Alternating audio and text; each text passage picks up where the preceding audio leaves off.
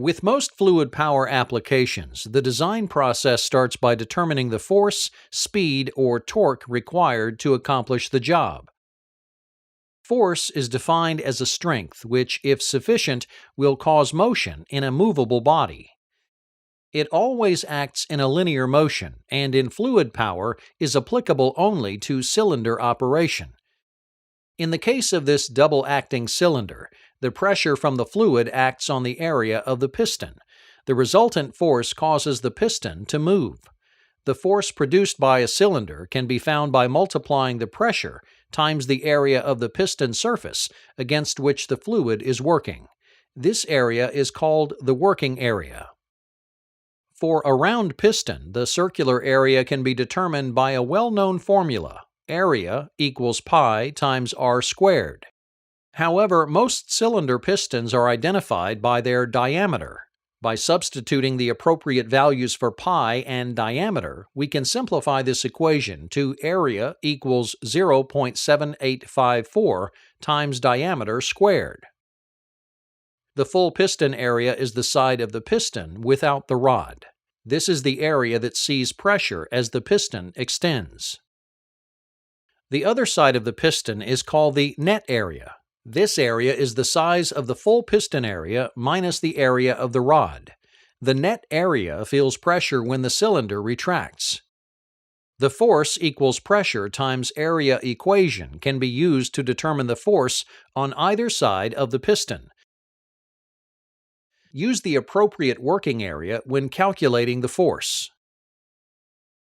The speed at which the piston extends and retracts is calculated using the volumetric flow rate times the area for the incoming fluid. Since each side of the cylinder has a different working area, each side experiences a different speed.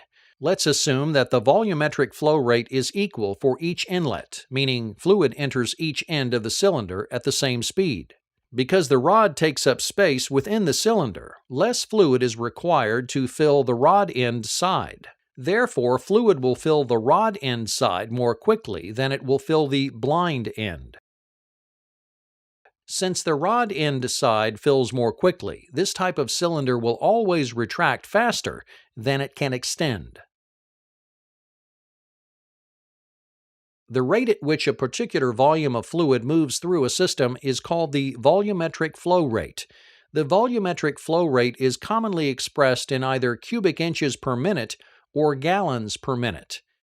In order to calculate speed in inches per minute, we need the volumetric flow rate expressed as cubic inches per minute. To convert from gallons per minute to cubic inches per minute, multiply the volumetric flow rate in gallons per minute by 231. A torque in a rotary device is the counterpart to force in a cylinder. Torque is defined as a strength which, if sufficient, will cause rotary motion in a rotatable body.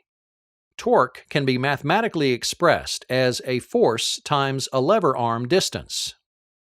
When the force and lever arm are not perpendicular, the lever arm is calculated as r times the sine of angle theta. Motors produce torque by fluid acting on gears, vanes, and pistons, which produce a twisting motion on a shaft. Knowing and understanding the force, speed, or torque required will assist the design team with determining the most appropriate fluid motor or actuator for the job.